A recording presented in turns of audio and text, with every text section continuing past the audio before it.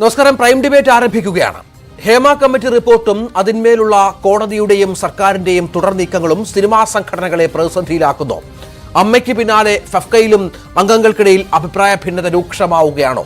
Cinema പരാതികൾ അന്വേഷിക്കാൻ നിയോഗിച്ച പ്രത്യേക സംഘം ഹേമ കമ്മിറ്റിക്ക് മുന്നിൽ മൊഴി കൊടുത്തവരെ കാണാനൊരുങ്ങുമ്പോൾ സിനിമാ പ്രവർത്തകർക്ക് ചങ്കിടിക്കുന്നുണ്ടോ? പ്രതിസന്ധി അഭിമുഖീകരിക്കുമ്പോൾ യോജിപ്പോടെ പോകേണ്ട സംഘടനകൾ ഏറ്റവും ഒടുവിൽ സംവിധായകൻ അമ്പിളി ഉയർത്തിയ ആരോപണവും അന്തരീക്ഷത്തിൽ നിലനിൽക്കുകയാണ്. കോക്കസുകൾ സിനിമാ മേഖലയെ പ്രതിസന്ധിയുടെ ആഴങ്ങളിലേക്ക് തള്ളുകയാണോ? പ്രൈം ഡിബേറ്റ് ഈ വിഷയം ചർച്ച ചെയ്യുന്നു. പ്രൈം ഡിബേറ്റിലേക്ക് സ്വാഗതം.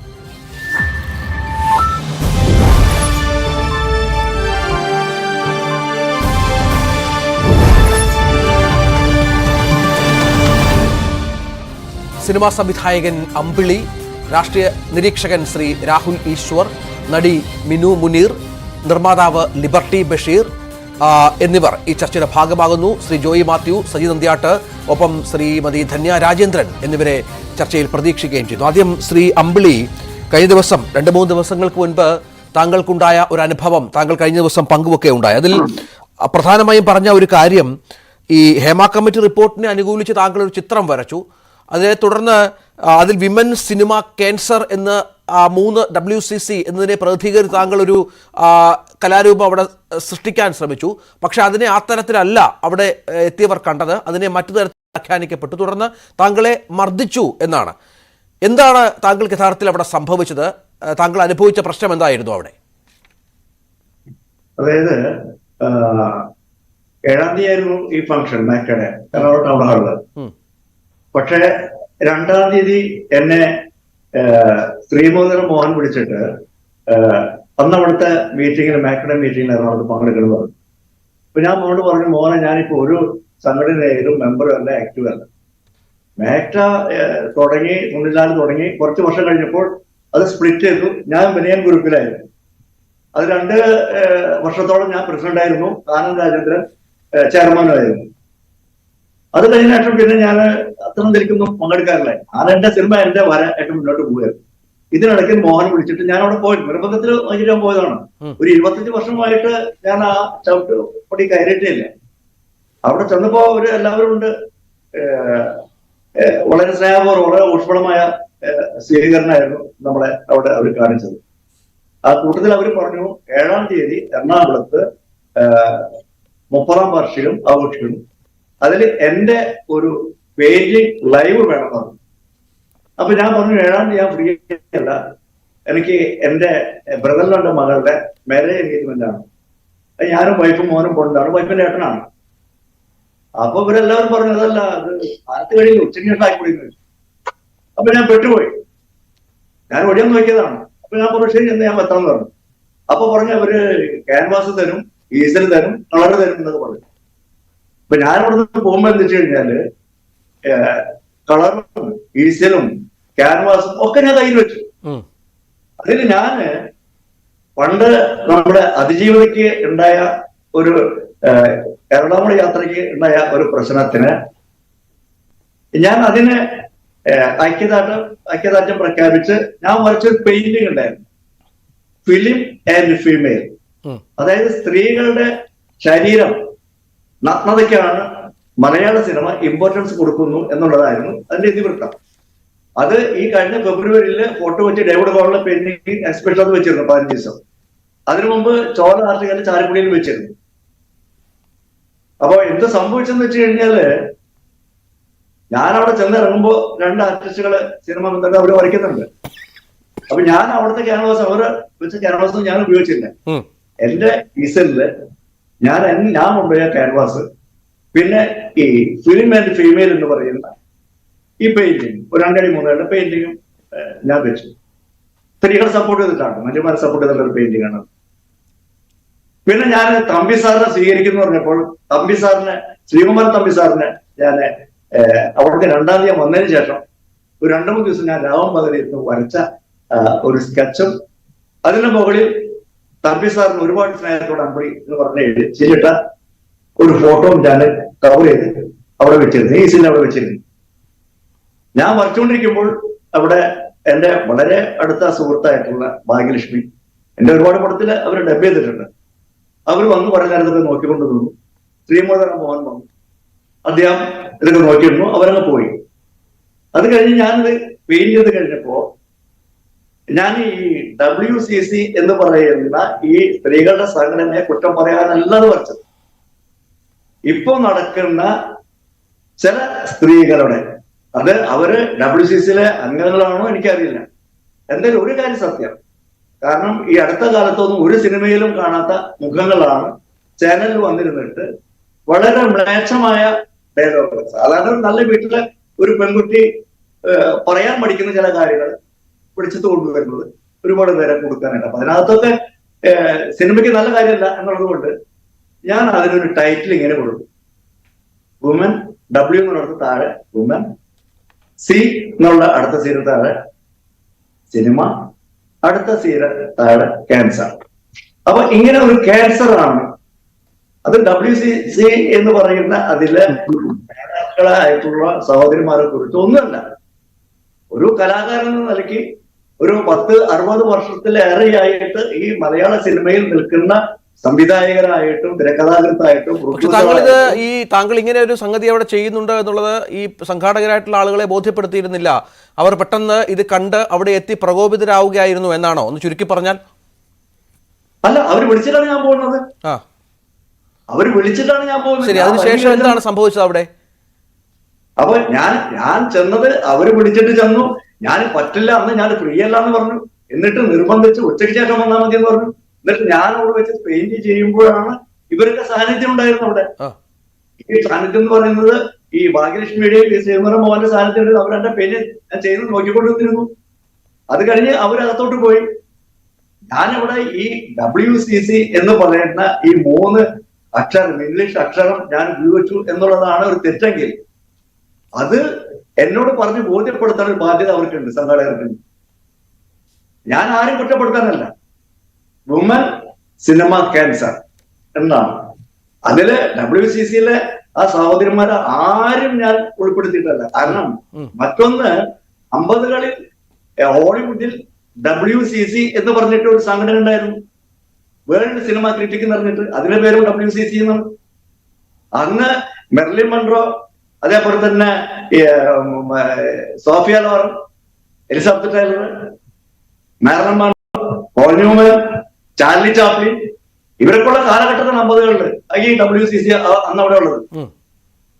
അപ്പൊ ഞാൻ എന്താ വെച്ച് കഴിഞ്ഞാൽ മൊത്തത്തില് ഒരു സിനിമയെ കുറിച്ചുള്ള എന്റെ ഒരു വ്യാഖ്യാനവും എന്റെ ബ്രെയിനിൽ വന്നിട്ടുള്ള ഒരു ഐഡിയ, ചിത്രകാരൻ നിലയ്ക്കുള്ള എന്റെ ആവിഷ്കാര സ്വാതന്ത്ര്യം ഞാൻ അവിടെ കാണിച്ചെന്ന് മാത്രമേ ഉള്ളൂ. ശരി, അവിടെ ആരാണ് പ്രകോപിതനായതും താങ്കൾക്ക് നേരെ കയ്യേറ്റം നടത്തിയതും? അത് ആരുടെ നേതൃത്വത്തിലായിരുന്നു? എന്താണ് പിന്നീട് സംഭവിച്ചത് അവിടെ? ഞാനത് വരച്ച് കഴിയുന്നേക്കാൾ മുമ്പ് 2 മണിയായിട്ട്. അപ്പൊ തന്നെ ഈ സംഘാടകർ വന്നിട്ട് പറഞ്ഞു, സംഘാടകർ ഒരാൾ വന്നിട്ട് എന്റെ കഴുത്തിൽ കൂടെ അവരുടെ ഒരു ബാഡ്ജ് ഇതുണ്ടല്ലോ, അത് ഇട്ടെ കഴുത്തിക്കൂടെ എടുത്തിട്ടു. അത് ഇട്ടിട്ട് സാറെ ഭക്ഷണം കഴിക്കാൻ പോകാൻ പറഞ്ഞു. ഞാൻ പറഞ്ഞു ഒന്ന് ഫിനിഷ് ചെയ്തിട്ടുണ്ട്. അപ്പൊ ഞാൻ ഫിനിഷ് ചെയ്യപ്പോ ഒരു ലോക്കൽ ചാനലിലാണ് ക്യാമറയും കൊണ്ട് അവിടെ വന്നു. അയാളെ പേര് പോലും ഓർക്കില്ല. അയാൾ വന്നിട്ട് പറഞ്ഞു സാറേ ഒരു ബൈക്ക് തരണം. അപ്പൊ ഞാൻ പറഞ്ഞത് ഫിനിഷ് ചെയ്തിട്ട് സുഹൃത്തേന്ന് പറഞ്ഞു. ഞാൻ പേര് പോലും എഴുതിയിട്ടില്ല, ഞാൻ മൊത്തം ഫിനിഷ് ചെയ്തിട്ടില്ല. നിർബന്ധപൂർവ്വം എന്നെ കൊണ്ട് അമ്പടിന്ന് താഴെ എഴുതിച്ചു. ഞാൻ പറഞ്ഞു ഫിനിഷ് ചെയ്തിട്ടാണ് പറഞ്ഞത്. അപ്പോഴേക്കും എഴുതിച്ചിട്ട് ഈ പെയിന്റിങ് എടുത്തിട്ട് നമ്മുടെ ഫിലിം ആൻഡ് ഫീമെയിൽ എന്ന് പറഞ്ഞ പെയിന്റിങ്ങിന്റെ അടുത്ത് കൊണ്ടുപോയി വെച്ചു. 2 ഏകദേശം വരെ വലിപ്പമാണ്. അതിന്റെ അടുത്ത് താഴെയായിട്ട് ഈസിന്റെ അടുത്ത് ഞാൻ തമ്പി സാറിന്റെ ഒരു കോട്ടൺ ബാഗിൽ വെച്ചിട്ടുള്ള ഈ പെയിന്റിങ് ഞാൻ അവിടെ വെച്ചിരുന്നു. ശരി ശരി. ഈ സംഭവം നടക്കുമ്പോ അവർ ബൈക്ക് എടുത്തുകൊണ്ടിരിക്കുമ്പോൾ ഞാൻ അതിന് ഉത്തരം പറയുന്നത് എന്നെ പ്രകോപിതരാക്കാൻ പറ്റിയിട്ടുള്ള ഒരുപാട് ചോദ്യങ്ങൾ ചോദിക്കും. അതിനൊരു പെൺകുട്ടിയും വന്നു. ഞാൻ ജീവിതത്തിൽ കാണാത്തതാണ്. ഒരു മെമ്പറാണോ WCC ആരും എനിക്കറിയില്ല. ആ പെൺകുട്ടിയും എന്റെ അടുത്ത് ഒരുപാട് എന്നെ എന്തെങ്കിലും എന്റെ വായിൽ നിന്ന് വീട് കിട്ടാൻ വേണ്ടി ഞാനിപ്പോ നമ്മുടെ ശ്രദ്ധിച്ചാണ് പറഞ്ഞുകൊണ്ടിരിക്കുന്ന സമയത്ത് പെട്ടെന്ന് ഈ GS വിജയൻ എന്ന് പറയുന്ന സുഹൃത്ത്, അയാളെ ഞാൻ 1-2 തവണയെ കണ്ടിട്ടുള്ളൂ. മേഖലയുടെ തുടക്കകാലത്ത് കണ്ടിട്ടുള്ളൂ. അദ്ദേഹം ഡയറക്ടറാണോ, സ്ക്രിപ്റ്റ് റൈറ്ററാണോ, നടനാണോ, അല്ലെങ്കിൽ പാട്ട് എഴുത്താണോ എനിക്ക് അറിയില്ല. കണ്ടിട്ടുണ്ട് ഹലോ എന്നുള്ള ഒരു വേഷം മാത്രം എനിക്ക് അറിയാറ്റുള്ളൂ. അദ്ദേഹം 3-4 പേര് കൂടി പെട്ടെന്ന് അങ്ങോട്ട്, അപ്പൊ കുറെ പേര് മൊബൈൽ എടുക്കുന്നുണ്ട്. ഞാൻ വരച്ചത് ഏറ്റവും കൂടുതൽ പേര് സെൽഫി എടുത്തിട്ടുണ്ട്. അതിൽ നടന്മാരുണ്ട്, ടെക്നീഷ്യൻസ് പലരുണ്ട്. എന്നെ ഈ 3 പേര് വരയ്ക്കുന്നതിൽ എന്റെ പെയിന്റിങ്ങിന്റെ അവിടെയാണ് ഈ ആൾക്കാരൊക്കെ. ഇതിനിടയ്ക്ക് പെട്ടെന്ന് ഈ GS വിജയൻ ഈ 2-3 പേരും കൂടി വന്ന് എന്നെ പിടിച്ച് തള്ളുകയാണ്. തള്ളി ഞാൻ പുറകോട്ട് വീഴാൻ പോയപ്പോ 1-2 സുഹൃത്തുക്കള് അവിടെ ഉണ്ടായിരുന്നു. അവര് പറഞ്ഞ അരുത് അന്നും കയ്യങ്കളി വേണ്ടെന്ന് പറഞ്ഞു. എന്ത് പറഞ്ഞാണ് ഇയാള് കയ്യേറ്റം ചെയ്യുന്നത്? എന്ത് പറഞ്ഞാണ് പറഞ്ഞത്? തന്തയ്ക്ക് നടക്കാത്തത് ചെയ്യരുതെന്ന് പറഞ്ഞു. തന്തയ്ക്ക് നടക്കാത്ത ചെയ്യുന്ന പറയുമ്പോൾ എന്റെ തന്തയാണല്ലോ എന്റെ പ്രശ്നം വരുന്നത്. അപ്പോ അവിടുന്ന് പിന്നെ എന്റെ തന്തേനും എന്റെ തള്ളേനും ഒരു 5 തലമുറയ്ക്കുള്ള അശ്ലീല വാക്കുകൾ ഈ ചാനൽ പറയാൻ പറ്റില്ല വിളിച്ചുകൊണ്ടാണ് എന്നെ ഇവര് കായികമായി നേരിടുന്നത്. അപ്പൊ ഞാൻ പറഞ്ഞു, നിങ്ങൾക്ക് എന്താണ് പ്രശ്നം? ഞാൻ ഈ വരച്ചത് നിങ്ങൾക്ക് എന്താ പ്രശ്നം? അത് പറയുന്നില്ല. അത് പറഞ്ഞാൽ എനിക്ക് മനസ്സിലാവുള്ളൂ. ഇനി ഈ WCC ആണ് പ്രശ്നമെങ്കിൽ ഞാൻ വരച്ചു കഴിഞ്ഞ ശേഷം അവർക്ക് അതിന്റെ അവിടെ ഒരു കളറെടുത്ത് താരെടുത്ത് ടച്ച് ചെയ്യാനോ അല്ലെങ്കിൽ ഒരു പേപ്പർ ഒട്ടിക്കാനോ അവർക്ക് അവകാശമുണ്ട്. അതൊന്നും ചെയ്യാതെ എന്നെ ശാരീരികമായി കൈകാര്യം ചെയ്യാം. ഞാൻ വരച്ച എന്റെ ഒരു പെയിന്റിങ് അത് വലിച്ച് ചവിട്ടി എറിഞ്ഞ്, അതോടൊപ്പം തന്നെ തമ്പി സാറിന്റെ ഇതുണ്ട്, അതിന്റെ മുകളിൽ ഈ കൂട്ടത്തിൽ വന്നത് അത് GS വിജയനാണോ അതിന് കൂടെ വന്നവരാണോ എന്നല്ല, ചവിട്ടി അത് പൊട്ടിയതപ്പം ഞാൻ അറിയുന്നില്ല, കാരണം അവിടെ വീണെടുക്കുന്നുണ്ട്. ശരി. അപ്പൊ എനിക്ക് ആദ്യം ചെയ്യേണ്ടത് എന്റെ ശരീരത്തെ രക്ഷപ്പെടുത്തുക എന്നുള്ളതാണ്. ശരി. അപ്പൊ ഞാൻ വേഗം പൊട്ടത്ത് പുറകോട്ട് മാറിയിട്ട് ഞാൻ പറഞ്ഞു, എന്റെ സുഹൃത്തെ, എന്റെ ഒരു ആവിഷ്കാര സ്വാതന്ത്ര്യത്തിനനുസരിച്ച് ഞാൻ വരച്ചു. ശരി. നിങ്ങൾക്ക് അത് തെറ്റ് കാണുന്നുണ്ടെങ്കിൽ നിങ്ങൾക്ക് അത് തിരുത്താം, അതല്ലാതെ എന്റെ ശാരീരിക കൈകാര്യം നിങ്ങൾ തിരുത്താൻ നോക്കരുത്. ശരി, തിരിച്ചു വരാം. ഞാൻ GS വിജയനുമായി ഈ വിഷയം സംസാരിച്ചിരുന്നു. ഇപ്പോൾ ഈ സിനിമാ സംഘടനകൾക്കിടയിൽ ഇതുമായി ബന്ധപ്പെട്ട് തർക്കങ്ങളും മറ്റും ഈ വിഷയങ്ങളിൽ പലതരത്തിലുള്ള അഭിപ്രായ പ്രകടനങ്ങളും ഒക്കെ ഉണ്ടാകുന്നുണ്ട്. സാഹചര്യത്തിലാണ് താങ്കളുടെ ഈ വിഷയം കൂടി ചർച്ച ചെയ്യപ്പെടുന്നത്. ഏതായാലും ഞാൻ GS വിജയനുമായി സംസാരിച്ചിരുന്നു. അദ്ദേഹം പറയുന്നത് അങ്ങനെ ഒരു സംഭവമേ ഉണ്ടായിട്ടില്ല. ഒരു ഉച്ചയ്ക്ക് നമ്മൾ വിളിക്കുമ്പോൾ 1 മണിക്കൂറിനകം ഒരു ഫേസ്ബുക്ക് പോസ്റ്റ് ഇടും, ഈ വിഷയത്തിൽ തന്റെ മറുപടി അതിലൂടെ ഉണ്ടാകും എന്ന തരത്തിലാണ്. പക്ഷെ ഞാൻ ഇപ്പോൾ നോക്കിയപ്പോഴും അദ്ദേഹത്തിന്റെ ഫേസ്ബുക്ക് പോസ്റ്റ് ഒന്നും വന്നിട്ടില്ല. താങ്കൾ നിയമപരമായി ഈ വിഷയത്തിൽ നീങ്ങാൻ പോകുന്നു എന്നും അറിയുന്നു. ഇതാണ് സാഹചര്യം. ശ്രീ രാഹുൽ ഈശ്വർ, ഏതായാലും ഇപ്പോൾ നമുക്ക് ലഭിക്കുന്ന ഏറ്റവും പുതിയ വിവരമനുസരിച്ച് ഈ സിനിമാ മേഖലയിലെ പ്രശ്നം പഠിച്ച ഹേമ കമ്മിറ്റി റിപ്പോർട്ട് പുറത്തു വന്നതിന് ശേഷം ഹേമ കമ്മിറ്റി റിപ്പോർട്ടിൽ മൊഴി നൽകിയവരുടെ പേരുകളോ മൊഴിയുടെ വിശദാംശങ്ങളോ തേടി, അതായത് ഇവരുടെ പുറത്തു വരുന്ന WCC ആവശ്യപ്പെട്ട പശ്ചാത്തലമുണ്ട്. പക്ഷേ ഇപ്പോൾ പ്രത്യേക സംഘത്തിന് ഈ റിപ്പോർട്ടിന്റെ പൂർണ്ണ രൂപം, ഏതാണ്ട് 4000 പേജോളമുള്ള ഈ റിപ്പോർട്ടിന്റെ പൂർണ്ണ രൂപം, 5000-ഓളം പേജുള്ള റിപ്പോർട്ടിന്റെ പൂർണ്ണ രൂപം കൈമാറിയിട്ടുണ്ട്. ക്രൈംബ്രാഞ്ച് മേധാവിക്കാണ് നൽകിയിരിക്കുന്നത്. അതിന്റെ പേരിൽ FIR രജിസ്റ്റർ ചെയ്യുന്ന അടക്കമുള്ള വിഷയങ്ങൾ പരിശോധിക്കുകയാണ് എന്നാണ്. അതായത് ഈ പോക്സോ കേസുകൾ മൊഴിയുടെ അടിസ്ഥാനത്തിൽ ഉടനെയും മറ്റു കേസുകളിൽ പരാതിയുടെ അടിസ്ഥാനത്തിലും കേസെടുക്കും എന്ന തരത്തിലാണ് ഇപ്പോൾ കാര്യങ്ങൾ മുന്നോട്ട് പോകുന്നത്. ഇത് ഏത് തരത്തിലാണ് സിനിമാ മേഖലയിൽ ഒരു ആശങ്ക സൃഷ്ടിച്ചിരിക്കുന്നത്? രഞ്ജിത്ത്, 2 കാര്യങ്ങൾ. ആദ്യം നിയമത്തിന്റെ കണ്ണിൽ നിന്ന് ഇന്ത്യൻ നീതിന്യായ വ്യവസ്ഥയിൽ ആദ്യമായി ഫസ്റ്റ് ടൈമാണ് ഒരു ഹൈക്കോടതി തന്റെ വിധിന്യായത്തിൽ എഴുതി വെക്കുന്നത് ഇരകളുടെയും ആരോപിതരുടെയും പ്രൈവസി സംരക്ഷിക്കപ്പെടണം എന്ന്. 7-ാം പേജ് 7-ാം പാരഗ്രാഫ് അതിലെ 2-ാം ഉപഖണ്ഡികയിൽ 4-ാം വരിയും 3-ാം വരിയും 4-ാം വരിയുമായിട്ട് ബഹുമാനപ്പെട്ട ഹൈക്കോടതി എഴുതുന്നു, ഇത് വളരെ സെൻസിറ്റീവ് മാറ്ററാണ്, കൈകാര്യം ചെയ്യുമ്പോൾ വളരെ സെൻസിറ്റിവിറ്റി വേണം. ഇത് പ്രിവസി, അതായത് ഇരയുടെ പ്രിവസി, പരാതി കൊടുത്ത ആളുടെ പ്രിവസി, അതോടൊപ്പം ആരോപിതരുടെ പ്രിവസി, ഈ 2 കാര്യങ്ങളും നമ്മൾ സംരക്ഷിക്കണം. It should be fair to all. ഈ ഇൻവെസ്റ്റിഗേഷനും ഈ പ്രോസസ്സും എല്ലാവർക്കും ഫെയർ ആയിരിക്കണം. ഇത് പലപ്പോഴും നമ്മുടെ മലയാള മാധ്യമങ്ങൾ ഹൈലൈറ്റ് ചെയ്തിട്ടില്ല. ദയവായി ഒന്നുകൂടെ ഞാൻ ചൂണ്ടിക്കാണിക്കാം.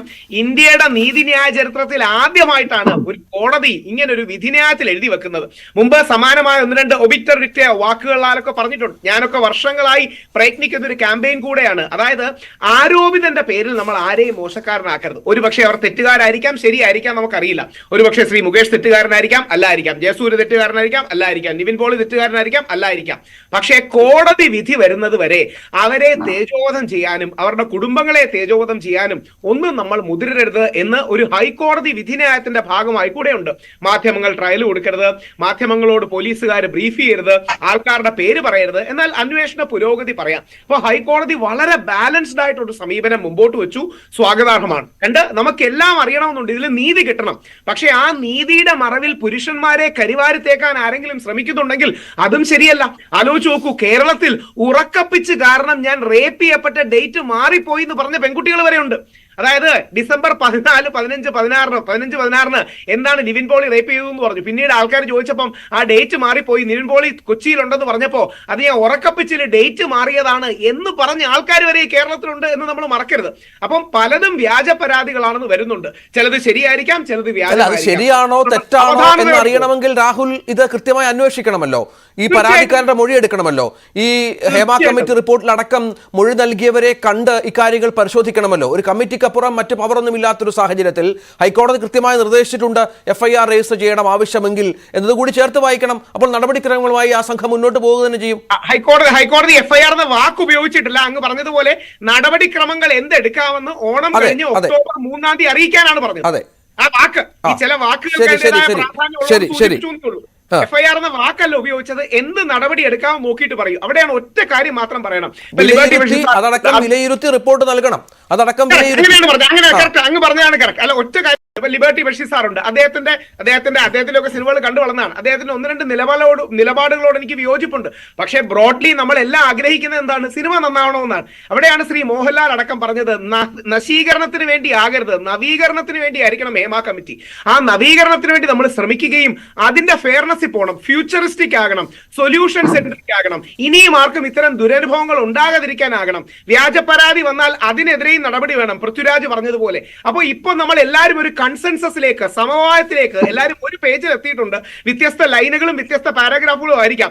മാധ്യമങ്ങളും പൊതുസമൂഹവും സിനിമാ മേഖലയിൽ നിൽക്കുന്നവരും. അതുകൊണ്ട് ഈ സിനിമ വലിയൊരു 1000 കോടി നേടിയതാണ് നമ്മുടെ സിനിമ ഈ വർഷം. എന്നാൽ സിനിമ ഏറ്റവും ട്രബിൾ നേരിടുന്ന വർഷവും ഇതാണ്.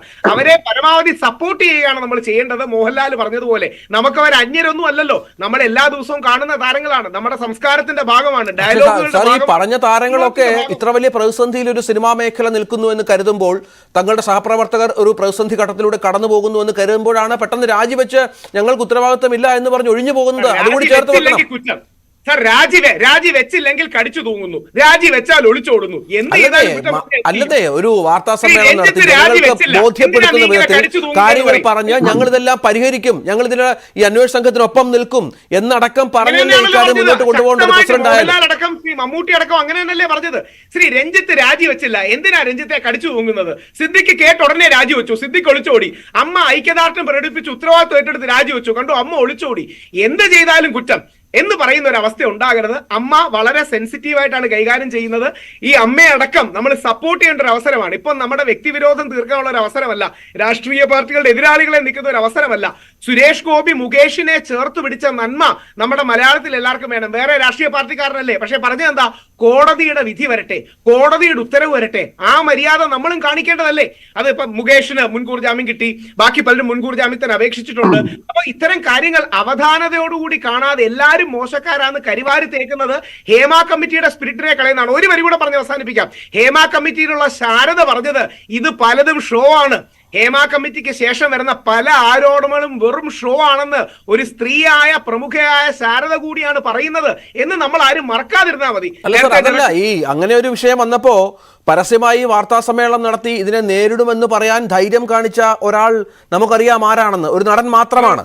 ബാക്കിയൊക്കെ ആളുകളൊക്കെ നിശബ്ദരാണ്. അവരെന്തൊക്കെയോ ഭയക്കുന്നു, എന്തൊക്കെയോ അതിന്റെ പുറകിലുണ്ടോ എന്ന് കരുതുന്നു.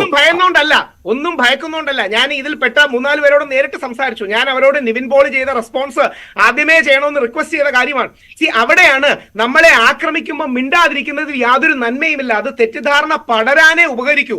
പകരം നമ്മൾ ക്ലാരിഫൈ ചെയ്യണം. നമ്മളോട് കാശ് ചോദിച്ചിട്ടുണ്ടെങ്കിൽ ക്ലാരിഫൈ ചെയ്യണം, അങ്ങനെ നടന്നിട്ടില്ലെങ്കിൽ ക്ലാരിഫൈ ചെയ്യണം, അല്ലെങ്കിൽ താൻ ദുബായ് പോയിട്ടില്ലെങ്കിൽ ക്ലാരിഫൈ ചെയ്യണം. നിവിൻ പോളിയുടെ മാതൃകയിൽ എല്ലാവരും പ്രതികരിക്കണം. ഒറ്റയ്ക്ക് വഴി വെട്ടി വന്ന നിവിൻ പോളി പുതിയൊരു വഴി എല്ലാവർക്കും കാണിച്ചു കൊടുത്തത് നിവിൻ പോളിയോടുള്ള എന്റെ ആരാധന കൂട്ടിയിട്ടേ ഉള്ളൂ. ശരി, ലിബർട്ടി ബഷീർ, ഇവിടെ ഇന്നലെയാണ് ഈ ഹേമ കമ്മിറ്റി റിപ്പോർട്ടുമായി ബന്ധപ്പെട്ട അമ്മയുടെ പ്രതികരണം വൈകിയെന്ന് ആദ്യം ഒരു ആക്ഷേപം ഉണ്ടായിരുന്നു. പിന്നീട് സിദ്ദിഖ് പ്രതികരിച്ചപ്പോൾ അതിനെ രംഗത്ത് വന്ന നടനാണ് ജഗദീഷ് എന്ന് നമുക്കറിയാം. ഈ ജഗദീഷാണ് ഏറ്റവും ഒടുവിൽ നമുക്ക് ഇന്നലെ പുറത്തു വന്നത്. ന്യൂസ് 18-ലൂടെയാണ് സംവിധായകൻ ജോസ് തോമസ് വെളിപ്പെടുത്തിയത്.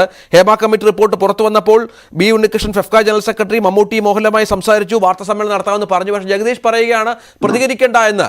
അത് ആ സംഘടനയിൽ ആശയക്കുഴപ്പമുണ്ടാക്കി, മറ്റു സംഘടനകളെയും കുഴപ്പത്തിലാക്കിയെന്ന ആക്ഷേപമാണ് ഉന്നയിക്കുന്നത്. യഥാർത്ഥത്തിൽ എന്താണ് സംഭവിച്ചുകൊണ്ടിരിക്കുന്നത് ഈ സംഘടനകൾക്കിടയിൽ? ഈ വിഷയത്തെ കൈകാര്യം ചെയ്യുന്നതിൽ ഒരു പരസ്പര ധാരണയില്ലായ്മയുടെ പ്രശ്നം അവിടെ ഉണ്ടോ? രഞ്ജിത്തെ, ഒരു കാര്യം നിങ്ങൾ വ്യക്തമായിട്ട് മനസ്സിലാക്കണം. ഇപ്പൊ നിങ്ങൾ നേരത്തെ മോഹൻലാലിനെ രാജിവെച്ച് ഒരു വാക്കിൽ കൂടെ പറഞ്ഞു. കാരണം ഈ അമ്മയിൽ നിന്ന് മോഹൻലാലും പാർട്ടി രാജിവെക്കാനുള്ള കാരണം എന്താണെന്ന് നിങ്ങൾ ശരിക്കും ചിന്തിക്കണം. അവര് ഈ പ്രശ്നം ഉണ്ടായ സമയത്ത് ഈ ആദ്യത്തെ പത്രസമ്മേളനം സിദ്ദിഖ് നടത്തി. അതിന് പകരമായിട്ട് പൃഥ്വിരാജ് ഒരു പ്രതിഷേധ മാതിരി ഒരു പ്രഖ്യാപനം നടത്തി. അമ്മ ചെയ്ത് ശരിയല്ല, അത് ന്യായീകരിക്കുകയാണ് ചെയ്തത്. പിന്നെ രണ്ടാമത് നിങ്ങൾ നേരത്തെ പറഞ്ഞ ജഗദീഷ് വീണ്ടും ഒരു അതേ സെയിം സമയത്ത് തന്നെ പത്രസമ്മേളനം നടത്തി. അപ്പം കൂടെ നിൽക്കുന്ന കൂട്ടറിലും ഈ സംഘടനയിൽ നിൽക്കുന്ന എക്സിക്യൂട്ടീവ് പ്രസിഡന്റുമാരും എതിരായിട്ട് വരുന്ന സമയത്ത് ഓട്ടോമാറ്റിക്കായിട്ട് മോഹൻലാലിന്റെ സ്ഥാനത്ത് ഞാനാണെങ്കിലും അവിടെ രാജിവെക്കുക ചെയ്യും. കാരണം കൂടെ ഒന്നിച്ച് അത് നിൽക്കണുണ്ട്. എക്സിക്യൂട്ടീവ് മെമ്പേഴ്സും കൂടെയുള്ള എല്ലാ ആൾക്കാരും ഒരു പ്രശ്നം വരുന്ന സമയത്ത് കൂടെയുള്ള കൂട്ട് ജനബോഡി വിളിക്കേണ്ട കൂടെയുള്ള കൂട്ട് വിജയിച്ച് പോകുന്ന സമയത്ത് അവിടെ പ്രസിഡന്റ് എന്നൊക്കെ മോഹൻലാൽ രാജിവെക്കുക തന്നെ ചെയ്തത്. മോഹൻലാലിന്റെ സ്വഭാവം വെച്ചിട്ട് മോഹൻലാലിനെ പ്രത്യേകിച്ച് മോഹൻലാലിനെ ഈ പ്രാവശ്യം നിർബന്ധിച്ചിട്ട് അമ്മയുടെ ജനബോഡി അടക്കം നിർബന്ധം കൊണ്ട് മാത്രം അദ്ദേഹം പ്രസിഡന്റ് ആയതാണ്. അദ്ദേഹം കഴിഞ്ഞ പ്രാവശ്യം തന്നെ മാനസികമായിട്ട് മറുത്തുകൊണ്ട് ഈ പ്രാവശ്യം എല്ലാം ഉറപ്പിച്ചു പറഞ്ഞാണ് അവിടെ എല്ലാവരും കൂടെ നിർബന്ധിച്ചുകൊണ്ട് പ്രസിഡന്റായി. ആ ഇടയ്ക്കാണ് ഇങ്ങനത്തെ ഗുരുതരമായ ആരോപണം വരുന്നു, ഹേമ കമ്മീഷന്റെ പ്രശ്നങ്ങൾ വന്ന് അമ്മയെ തന്നെ വ്യത്യസ്തമായ അഭിപ്രായം വന്ന് അപ്പം അവിടെ രാജിവെക്കാന്നുള്ള തീരുമാനം അദ്ദേഹം സ്വയമായിട്ട് എടുത്തു തന്നെയാണ്. അയാളെ മമ്മൂട്ടിയുടെ അഭിപ്രായം അനുസരിച്ച് മമ്മൂട്ടിയെ സമ്മതം കൊടുത്ത്. നേരത്തെ നിങ്ങൾ പറഞ്ഞ ജഗദീഷിന്റെ എന്നോട് സംസാരിച്ചത് അന്ന് ഈ പ്രോഗ്രാം നടക്കുന്ന റിഹേഴ്സൽ നടക്കുന്ന സ്ഥലത്താണ് നിങ്ങൾ പത്രക്കാർ പോയത്. പെട്ടെന്ന് പ്രതികരണം ചോദിച്ച സമയത്ത് ആദ്യം ജഗദീഷ് വേണ്ടെന്ന് പറഞ്ഞു. അപ്പം അതിന് സപ്പോർട്ട് ചെയ്തിട്ട് മമ്മൂക്കയും വേണ്ടെന്ന് പറഞ്ഞു. അതിന് മോഹൻലാൽ നിശബ്ദമായിട്ട് തന്നു. അപ്പം ജഗദീഷിന്റെ ഒറ്റക്കുള്ള തീരുമാനം ഇല്ല എന്നുള്ളത് ജഗദീഷിന് വ്യക്തമായിട്ട് സംസാരിച്ചാണ്. അത് മോഹൻലാലിന്റെ കാരണം ജഗദീഷിന്റെ ഒരാളെ മാത്രം അഭിപ്രായം എടുത്ത് അമ്മന്റെ സംഘടന തീരുമാനം എടുക്കില്ല. അത് മമ്മൂക്കാന്റെ തീരുമാനം പറഞ്ഞു കഴിഞ്ഞാൽ പിന്നെ അതിനെ എതിർക്കാൻ വേണ്ടിട്ട് മോഹൻലാലോ അല്ലെങ്കിൽ സിദ്ദിഖോ അതിന്റെ തലപ്പത്തായിട്ട് ഇപ്പം അമ്മയുടെ കാരണവർ മമ്മൂക്ക തന്നെയാണ്. മമ്മൂക്ക വാക്ക് പറഞ്ഞാൽ വാക്ക് തന്നെയാണ്. അതിനെ ആരും എതിർക്കില്ല. ഒറ്റ കുട്ടി അമ്മയിൽ ഒരു മെമ്പർ എതിർക്കാൻ പോകുന്നില്ല. അപ്പൊ ആ കാര്യത്തിൽ ജഗദീഷിനെ മാത്രം കുറ്റപ്പെടുത്തിയ കാര്യമില്ല. അത് ആ രാജിവെച്ചത് തീർച്ചയായിട്ടും എന്റെ കാഴ്ചപ്പാടിലും ശരിയായ തീരുമാനം തന്നെയാണ്. അവർക്ക് വേറെ വഴിയില്ല അവിടെ രാജിവെക്കല്ലാതെ. ഇനി രാജിവെച്ചിട്ടില്ലെങ്കിൽ പിന്നെയും പലതും കേൾക്കേണ്ടി വരും. ഇപ്പൊ രാജിവെച്ചതിന് ശേഷം അന്നേരം രാജിവെച്ച് കൊണ്ട് ജനസംഘടന സിദ്ദിഖിന്റെ പേരിൽ ആരോപണം വന്ന്, മുകേഷിന്റെ പേരിൽ ആരോപണം വന്ന്, അതെല്ലാം ഈ സംഘടന ഇല്ലാ സമയത്താണെന്നുള്ള ആരോപണങ്ങൾ വന്ന് അവരെ കേസ് ചാർജ് ചെയ്ത്. അപ്പം ഇതൊന്നും അമ്മയിൽ ഒരു പ്രശ്നം ഒതുക്കുന്നില്ല. മലയാള സിനിമയിൽ ഒരു ഇഷ്യൂ ഉണ്ടായിരുന്നു. ഇതെല്ലാം താൽക്കാലികമായിട്ട് പത്രങ്ങളിലും മാധ്യമങ്ങളിലും ചർച്ച ചെയ്യാൻ തന്നെയുണ്ട്. വേറൊരു ഇഷ്യൂ ഈ ഒരു കാരണം കൊണ്ട് ഇഷ്യൂ വരാൻ പോകുന്നില്ല. ഇപ്പൊ ഹേമ കമ്മീഷൻ ബാക്കി എല്ലാവരും ഈ 56 ആളെ തന്നെ മൊഴി കൊടുത്തെന്ന് പറഞ്ഞ് ഈ 56 ആളെയും വിളിച്ചു കഴിഞ്ഞാൽ രാവിലെ പറഞ്ഞൊന്നും ആരും മാറാൻ പോകുന്നില്ല. അത് ആ കൊടുത്ത മൊഴിയിൽ ഒരു മാറ്റം ഈ നാട്ടുകാരെല്ലാം മൊഴി കൊടുത്തിട്ടുള്ളത്. ഈ എതിർ ഗ്രൂപ്പുകാരും മാറ്റി പറയുമെന്ന് പറയാൻ പറ്റില്ല. ഞാനടക്കം പോയിട്ട് 4 ദിവസം മൊഴി കൊടുത്ത വ്യക്തികളാണ്. അങ്ങനെ എല്ലാ ആൾക്കാരും മൊഴി കൊടുത്തിട്ടുണ്ട്. അപ്പൊ നമ്മളൊന്നും ആരും മാറ്റി പറയേണ്ട വിഷയമില്ല. അപ്പൊ അമ്മേനെ സംബന്ധിച്ചിട്ട് അമ്മയുടെ സംഘടനയിൽ ഒരു സംഘടനക്കും ഹേമ കമ്മീഷൻ റിപ്പോർട്ട് മലയാള ഇൻഡസ്ട്രിക്കും ബാധകമാവില്ല. ശരി. അതായത് ഈ സംഘടനകൾ തമ്മിൽ ഇപ്പോൾ ഏറ്റവും ഒടുവിൽ ഇന്നലെ നമ്മൾ കണ്ടതാണ് ബി ഉണ്ണികൃഷ്ണൻ ശക്തമായ ഭാഷയിൽ ഹേമ കമ്മിറ്റി റിപ്പോർട്ട് രംഗത്ത് വരുന്നു. അവിടെ പറഞ്ഞു വെക്കുന്നത് എല്ലാ സംഘടനകളുടെയും അഭിപ്രായം കേട്ടില്ല, ചില സംഘടനകളെ മാത്രം സെലക്റ്റീവായി വിളിച്ച് അഭിപ്രായങ്ങൾ കേട്ടു, WCCയെ മാത്രം തിരഞ്ഞെടുക്കുന്ന സാഹചര്യം അവിടെ ഉണ്ടായി, തങ്ങൾക്കും പല കാര്യങ്ങളും പറയാനുണ്ടായിരുന്നു, അത് കേൾക്കുന്നില്ല. അങ്ങനെ ഈ റിപ്പോർട്ട് പുറത്തു വന്ന് ഇത്രയും നാൾ റിപ്പോർട്ടുമായി ബന്ധപ്പെട്ട കാര്യങ്ങൾ പുറത്തു വരണമെന്ന് ആവശ്യം ഉന്നയിച്ചു. പുറത്തു വന്നു കഴിയുമ്പോൾ അതിനെ ആ തരത്തിൽ കുറ്റപ്പെടുത്തുകയും വ്യാഖ്യാനിക്കുകയും മറ്റും ചെയ്യുന്ന പശ്ചാത്തലമുണ്ട്. ഞാൻ അവിടെയാണ് ചോദിച്ചത്. എൻ്റെ പോയിന്റ് അതാണ്. അതായത് ഈ സംഘടനകൾ ഒരുമിച്ച് നിന്ന് അങ്ങനെ പ്രശ്നമുണ്ടെങ്കിൽ അത്തരക്കാരെ മാറ്റി നിർത്താനും അത്തരം സാഹചര്യങ്ങളിൽ നിന്ന് സിനിമാ മേഖല നേരത്തെ രാഹുൽ ഈശ്വരൊക്കെ പറഞ്ഞതുപോലെ ഒരുപാട് പേർ ജോലി ചെയ്യുന്ന മേഖലയാണ്. അവിടെ ഒരു പ്രതിസന്ധി ഉണ്ടെങ്കിൽ അതിനെ അതിജീവിക്കാനും ഒക്കെയുള്ള കൂട്ടായ ശ്രമമല്ലേ ഉണ്ടാകേണ്ടത്. അതിൽ താങ്കൾക്ക് അഭിപ്രായ വ്യത്യാസമില്ലല്ലോ. രഞ്ജിത്ത് ഒരു കാര്യം മനസ്സിലാക്കിക്കോ. കാരണം ഞാൻ കേട്ടിടത്തോളം ഞാൻ മൊഴി കൊടുക്കാൻ പോകുന്ന സമയത്ത് വെയിറ്റിംഗ് ഇതാണ് ഉണ്ടായത്. കാരണം എന്റെ മൊഴി എടുത്തതിന് ശേഷം അതുവരെ പുറത്ത് കാത്തുവെച്ചിരുന്നത്. അങ്ങനെ 3-4 പ്രാവശ്യം ഉണ്ണിക്ക് സംബന്ധിച്ച് മൊഴി കൊടുത്തിട്ടുണ്ട്. പിന്നെ ഒരു കാര്യം പ്രത്യേകിച്ച് പിന്നെ എന്റെ സംഘടനയിൽ 350 ആ സമയത്ത് 350-400 മെമ്പേഴ്സ് ഉണ്ട്. അതിൽ പ്രസിഡന്റായ അന്ന മാത്രമേ വിളിച്ചിട്ടുള്ളൂ. കാരണം ഓരോ സംഘടനയിൽ നിന്നും ഒരാളല്ലാണ്ട് ഇപ്പൊ എന്റെ സംഘടനയുടെ 400 ആൾക്കാർ പോയിട്ട് മൊഴി കൊടുക്കാൻ പറ്റുള്ളൂ. 400 മൊഴി കൊടുത്തു ഇപ്പം 4000 പേരെന്റെ ഒരു 40,000 പേര് മൊഴി എടുക്കേണ്ടി വരും. അത് എല്ലാ സംഘടനയിലും അവർ വിളിച്ചിട്ടുണ്ട്. എല്ലാ സംഘടനയിലും അമ്മ സർക്കാർ ഡിസ്ട്രിബ്യൂട്ടേഴ്സ് അസോസിയേഷൻ അങ്ങനെ എല്ലാ ആൾക്കാരെയും നിരന്തരം വിളിച്ചെന്ന് ആദ്യം പത്രത്തിൽ അവർ പരസ്യം ചെയ്ത്, പിന്നെ ഫേസ്ബുക്ക് ഗ്രൂപ്പ് ഉണ്ടാക്കിയിട്ട് അതിൽ വിളിച്ച്, പിന്നെ അവർ വരാത്തത് നേരിട്ടിട്ട് അവരെന്നെ അവിടുത്തെ സ്റ്റാഫിന്റെ ലേഡി സ്റ്റാഫാണ് നിരന്തരം വിളിച്ചിട്ടാണ് ഇത്രയും ആൾക്കാർ പോയത്. അവരെ പോകാൻ പറ്റാത്ത രീതിയിൽ നിരന്തരം വിളിച്ചുകൊണ്ടിരുന്നത്. ഒരു ജസ്റ്റിസ് എന്ന് വിളിക്കുന്ന പിന്നെ ഏറ്റവും ഒരു പ്രധാനപ്പെട്ട നടിയാണ് ശാരദാമ്മ. അവരിക്കുന്ന ഒരു കമ്മിറ്റി വിളിക്കുന്ന സമയത്ത് പോകാൻ പോകുന്നില്ല. അവര് യൂണിറ്റ് ദിവസം പോയിട്ടുണ്ട്. 1,21 സെക്രട്ടറിമാരും പ്രസിഡന്റുമാരും ഉണ്ട്. അവരാരും പോയില്ല മറ്റും. അവർ വിളിക്കാത്ത വിട്ടാൽ അവർ പോയില്ല മറ്റും. പ്രത്യക്ഷത്തിൽ സർക്കാർ ആർക്കും ഞാനായാലും നിങ്ങളായാലും സർക്കാർ പ്രസിഡന്റ് സെക്രട്ടറി, അതിനപ്പുറം അതിൽ 21 പ്രസിഡന്റ് ആരാണ് അതിന്റെ സെക്രട്ടറിമാരെന്ന് ഞാൻ ഈ ഫീൽഡിൽ എനിക്കെന്നറിയില്ലായിരുന്നവല്ലേ. ശരി ശരി ശരി ശരി തിരിച്ചു വരാം. ശ്രീമതി മിനു മുനീർ, ഇവിടെ ഈ നമ്മളെ ഇതിന് മുൻപുള്ള പാനലിസ്റ്റുകൾ രാഹുലും ശ്രീ അമ്പിളിയും ഒക്കെ പറഞ്ഞ പ്രധാനപ്പെട്ട കാര്യങ്ങൾ താങ്കൾ കേട്ട് കാണും. പരാതികൾ ഒരുപാട് ഇതുമായി ബന്ധപ്പെട്ട് ഇതിനകം വന്നിട്ടുണ്ട്. അതുകൊണ്ട് 18ഓളം കേസുകൾ രജിസ്റ്റർ ചെയ്ത പശ്ചാത്തലം ഉണ്ട്. അവിടെയാണ് ഈ പല ആളുകളും പറയുന്ന മൊഴികൾ, ഇപ്പോൾ നിവിൻ പോളിക്കൊക്കെ പരാതി കൊടുത്ത കുട്ടി പിന്നീട് മാറ്റി കാര്യങ്ങൾ പറയുന്ന പശ്ചാത്തലമൊക്കെ നമ്മൾ കണ്ടു. അപ്പോൾ നിങ്ങൾക്ക് മുന്നിൽ ഇനി കിടക്കുന്നത് ഈ പരാതികളിൽ ഉറച്ചു നിൽക്കുക എന്നുള്ള പ്രധാനപ്പെട്ട ഒരു കാര്യമാണ്. ഇനിയിപ്പോൾ അന്വേഷണം അതിൻ്റെ ഒരു ഘട്ടം പിന്നിട്ട പശ്ചാത്തലം കൂടിയുണ്ട്. ഹേമ കമ്മിറ്റി റിപ്പോർട്ടിലേക്ക് കൂടി അന്വേഷണം വ്യാപിപ്പിക്കുന്ന സാഹചര്യമുണ്ട്. അതനുസരിച്ചുള്ള നീക്കം SIT നടക്കുന്ന പശ്ചാത്തലമുണ്ട്. ഇതൊക്കെ എങ്ങനെയാണ് നോക്കിക്കാണുന്നത്? ഇതുവരെ ഈ പരാതിക്ക് ശേഷം നിങ്ങൾ അഭിമുഖീകരിക്കുന്ന സാഹചര്യങ്ങൾ പ്രതീക്ഷ നിർഭരമാണോ? SIT-നെ കേസുകളൊക്കെ ഏൽപ്പിച്ചല്ലോ. അപ്പം എനിക്ക് അവര് വളരെ ആക്റ്റീവ് ആയിട്ടുള്ള ആൾക്കാരാണ്, വളരെ ഇന്റലിജന്റ് ആയിട്ടുള്ള ആൾക്കാരാണ്. അവരുടെ അന്വേഷണത്തിൽ ഞാൻ വളരെ ഹാപ്പിയാണ്. അവര് വളരെ സ്പീഡിലാണ് എല്ലാ കാര്യങ്ങളും ചെയ്തതും. ഞാനാണ് സ്പീഡ്, എനിക്കാണ് വേഗത കുറവ്. അവരുടെ ഒപ്പം ഓടി നിൽക്കുമായിരുന്നു ഞാൻ കഴിഞ്ഞ ഒരു 13 ദിവസം. എനിക്ക് അവരിൽ നല്ല വിശ്വാസമുണ്ട്. പക്ഷേ അവർക്ക് മുകളിൽ നിന്നും സമ്മർദ്ദമുണ്ട്. അതായത് മുകേഷിന് ജാമ്യം കിട്ടിയല്ലോ. അപ്പൊ ജാമ്യം കിട്ടി എന്ന് വിചാരിച്ചുകൊണ്ട് ഒരിക്കലും അദ്ദേഹം കുറ്റവിമുക്തനാവുന്നില്ല.